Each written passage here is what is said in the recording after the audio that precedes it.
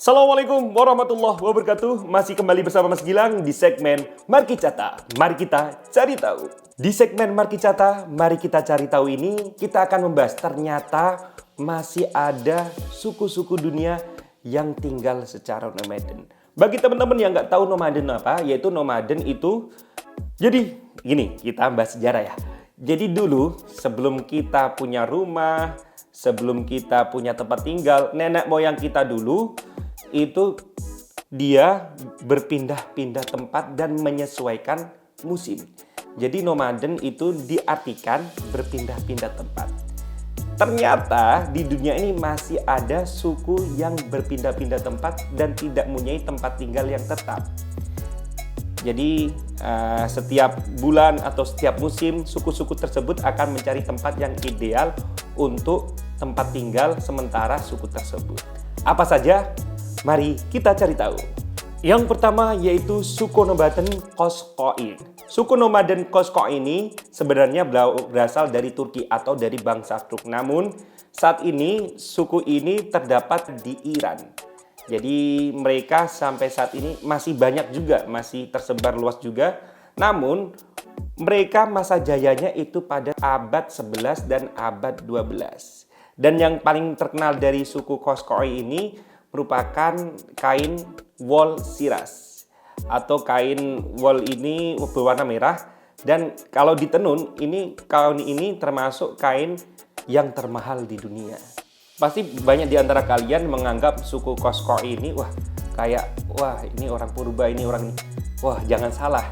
Dari suku Koskoin ini juga terdapat wanita-wanita yang sangat cantik, di mana terkenal dari bangsa Turk sendiri itu menghasilkan produk-produk unggulan. Yang kedua yaitu suku nomaden Pokot. Suku nomaden Pokot ini masih dibilang masih punya kelompok yang sangat banyak ya. Masih sekitar ada 700 ribuan anggota di suku tersebut. Dan suku ini tersebar di Uganda dan Kenya. Suku ini terkenal dengan teknik gembalanya sangat luar biasa, yaitu teknik gembala sapi, kambing, dan dombanya sangat luar biasa. Karena apa? Mereka itu berpindah-pindah hanya untuk mencari sumber makanan dari ternaknya tersebut.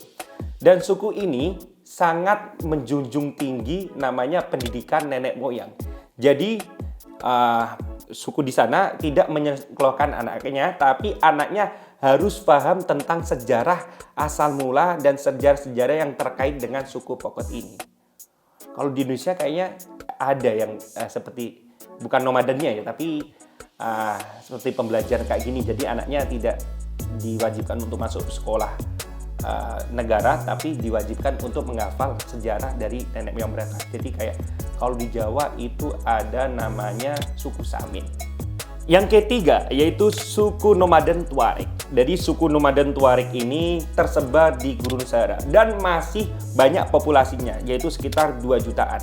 Suku Tuareg ini tersebar di negara Mali, Burkina Faso, dan Nigeria. Jadi suku ini dipimpin biasanya kalau suku-suku di dunia itu dipimpin oleh lelaki yang menggambarkan sebagai kewibawaan. Tapi di suku ini, Tuareg ini dipimpin oleh wanita. Namun pimpinan dari suku tersebut bukan pimpinan yang biasa aja, tapi pimpinan tersebut harus menguasai ilmu astronomi.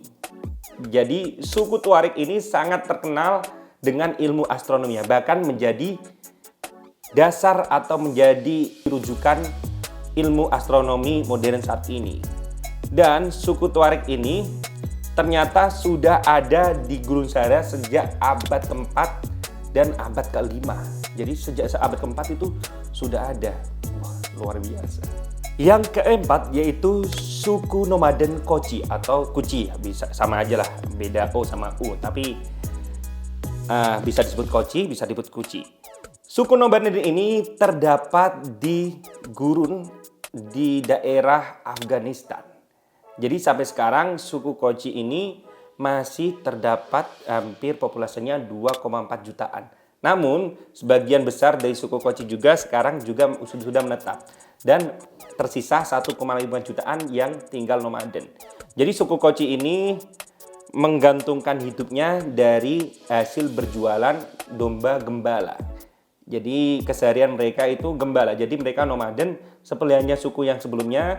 Jadi dia nomaden untuk mencari sumber makanan dari gembalanya tersebut. Namun ada fakta yang bisa dibilang ironi. Jadi suku-suku dari Afghanistan tersebut itu hampir sering terjadi konflik karena saling memperebutkan tanah nomaden yang ditempatinya itu tersebut.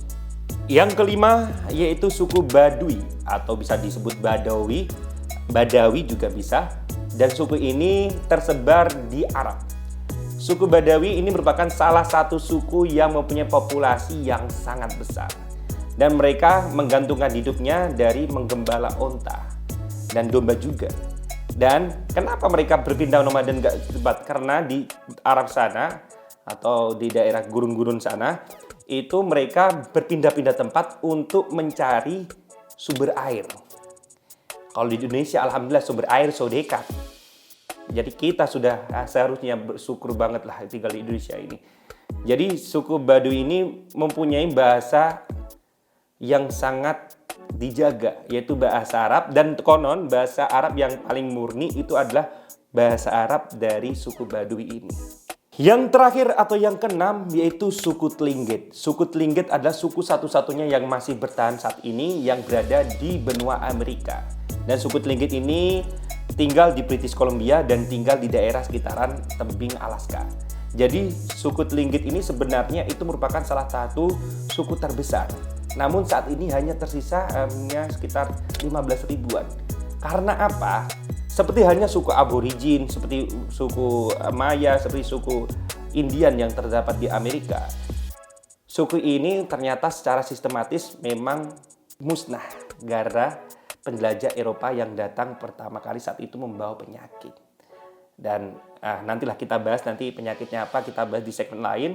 Jadi sampai saat ini hanya tersisa 15.000 suku Tlingit yang masih mempertahankan budaya mereka tinggal secara nomaden. Oke, mungkin cukup sekian dari keenam suku-suku nomaden yang masih ada hidup di dunia ini. Bagi kalian yang mau request atau mau Mas Gilang risetkan untuk diceritakan kembali, silakan tulis di kolom komentar. Jangan lupa like, komen, dan subscribe. Bagikan video ini sebanyak-banyaknya di grup WA, grup Facebook, dan Telegram Anda. Salam pemuda. Wassalamualaikum warahmatullahi wabarakatuh.